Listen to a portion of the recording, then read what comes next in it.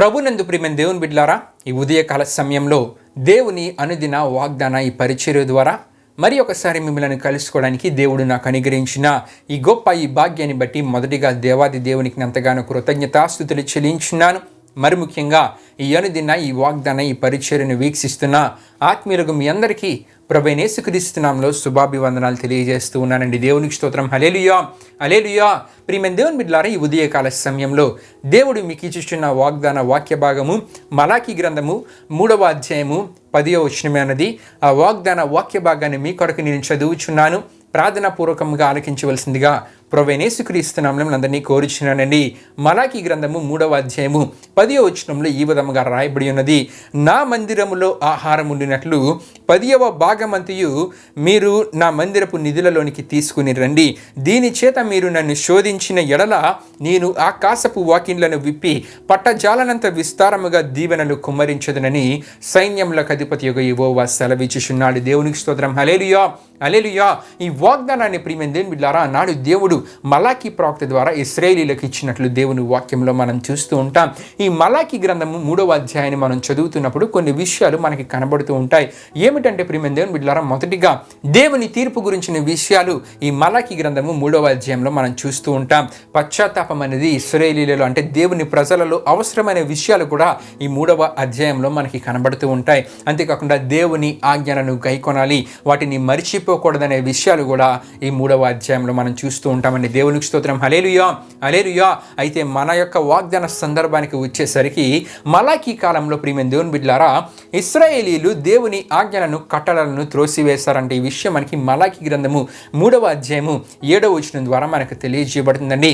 దేవుని ఆజ్ఞలను కట్టడలను వారు త్రోసివేశారు. ఏ ఆజ్ఞను వారు మర్చిపోయారంటే ప్రియమైన దేవుని బిడ్డలారా, 3వ అధ్యాయం 9వ వచనంలో మనం చూస్తుంటాం. 10వ భాగమును ప్రతిష్టార్పణలను ఈయక దొంగిలితిరి అని అక్కడ మనం చూస్తూ ఉంటాం. అంటే దేవుని సన్నిధికి ఇవ్వవలసిన 10వ భాగము దశమ భాగాన్ని వారు చెల్లించడం మానివేశారు.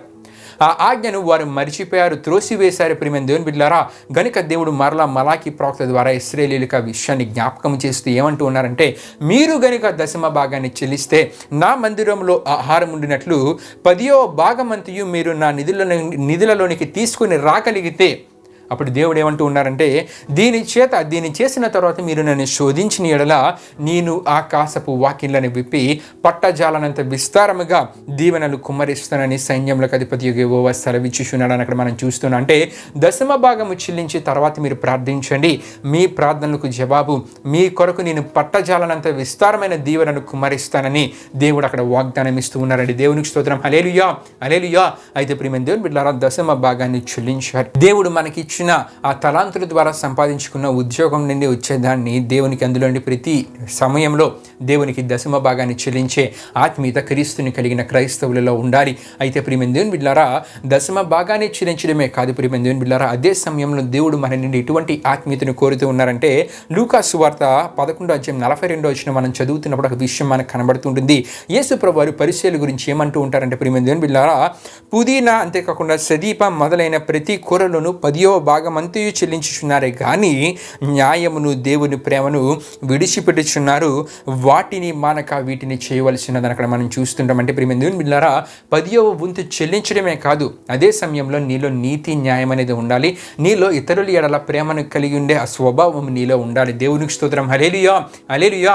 దేవునికి దశమ భాగము చెల్లిస్తే సరిపది, నేను ఎలాగున్నా సరిపది అనుకుంటే కనుక దేవుడు నీ నుండి అటువంటి జీవిత విధానాన్ని, అటువంటి ఆత్మీయతను నీ నుండి దేవుడు కోరట్లేదు. కానీ 10వ వంతు దశమ భాగాన్ని చెల్లిస్తున్న నీవు న్యాయంగా జీవించాలి. నీవు నీ జీవితం ద్వారా దేవుని ప్రేమను ఇతరులకు చూపించే ఆత్మీయ జీవిత విధానాన్ని నీవు కలిగి జీవించాలని దేవుడు నీ నుండి కోరుతున్నారు. ఎప్పుడైతే ఇటువంటి జీవితాన్ని కలిగి జీవిస్తామో ప్రియమైన దేవుని బిడ్డలారా, పట్టజాలనంత విస్తారమైన దీవెనను కుమ్మరిస్తానని దేవుడు అంటూ ఉన్నారు.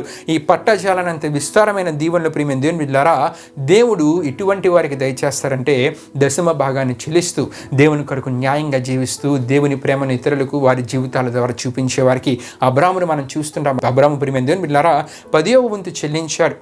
10వ వంతు చెల్లించినట్లు మనం చూస్తుంటాం. ప్రియమైన దేవుని బిడ్డలారా, ఈ విషయం మనకి ఆదికాండం 14వ అధ్యాయంలో మనకు కనబడుతుంటుంది. అబ్రాహాము ఇటువంటి జీవిత విధానాన్ని కలిగి న్యాయంగా ఉన్నాడు.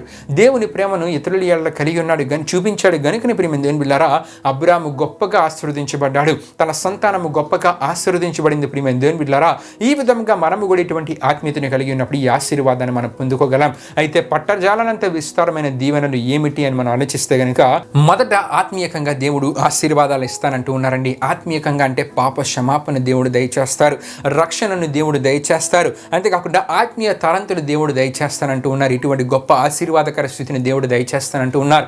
రెండవదిగా ఈ బాహ్య సంబంధమైన ఆశీర్వాదాలు ప్రియమైన దేవుని బిడ్డలారా, అంటే అక్కడ మనం చూస్తున్నప్పుడు మనకు కావాల్సిన ప్రతి దానిని మనకు సమకూర్చి వస్తు రూపంలో అవ్వచ్చు, ఆస్తి రూపంలో అవ్వచ్చు, ప్రతి దాన్ని దేవుడు మనకు దయచేస్తానని, అటువంటి దీవెనలు దయచేస్తానని దేవుడు అంటూ ఉన్నారు. అంతేకాకుండా ప్రియమైన దేవుని బిడ్డలారా, రిలేషనల్ బ్లెస్సింగ్స్ అంటే ప్రియమైన దేవుని బిడ్డలారా, కుటుంబాలలో ఆశీర్వాదకరమైన పరిస్థితులు, మంచి ప్రేమను కుటుంబాల్లో కలుగు చేస్తానని దేవుడు అంటూ ఉన్నారు. నెమ్మదికరమైన పరిస్థితులు కుటుంబాల్లో కలుగు చేస్తానంటూ ఉన్నారు. సంతోషకరమైన పరిస్థితులు దేవుడు కుటుంబాల్లో కలుగు చేస్తానంటూ ఉన్నారు. ఇవన్నీ పట్టజాలనంత విస్తారమైన దీవెనలు ప్రియమైన దేవుని బిడ్డలారా.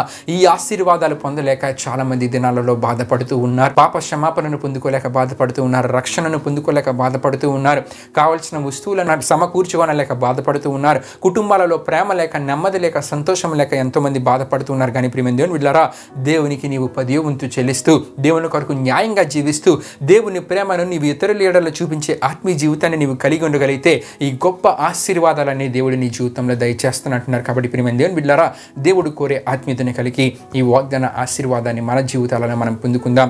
దేవుడి పరిశుద్ధ వాగ్దానాన్ని మన వెనుకల్లో దీవించునిగాక.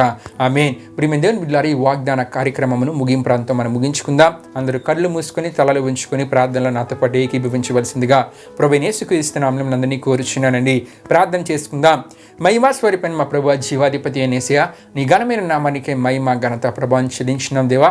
ఇప్పుడు వరకు జరిగిన ఈ వాగ్దాన కార్యక్రమంలో మాతో పాటు తోడుగుండి నడిపించిన దేవా, మీకే వేలాది వందనములు, కృతజ్ఞతాస్తుతులు చెల్లించిన యేసయ్యా. మరి పట్టజాలనంత విస్తారమైన దీవెనను దయచేస్తానని వాగ్దానం ద్వారా మాట్లాడిన దేవా, ఈ వాగ్దానాన్ని ప్రతి ఒక్కరి జీవితాలలో నీ కొరకు న్యాయంగా జీవిస్తూ, నీ ప్రేమను ఇతరులకు వారి జీవితాల ద్వారా చూపించే ఆత్మీయ జీవిత విధానాన్ని వారు కలిగి 10వ వంతు నీకు చెల్లించే ఆత్మీయ జీవితాన్ని వారు కలిగి ఉండటం ద్వారా ఈ ఆశీర్వాదాన్ని వారి జీవితాల్లో వారు పొందుకోగలిగే మీరు కార్యం జరిగించండి.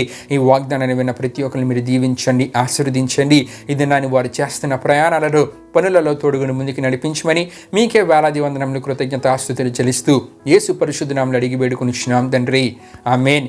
యేసు రక్తమే జయం, ప్రవేశ రక్తమే జయం, ప్రవేశ రక్తం సంపూర్ణమైన విజయం, అపవాది క్రియలకు అంత నాశనం కలుగునుగాక. ఆమేన్. ప్రభు మిమ్మును మీ కుటుంబములను దీవించునుగాక. ఆమేన్.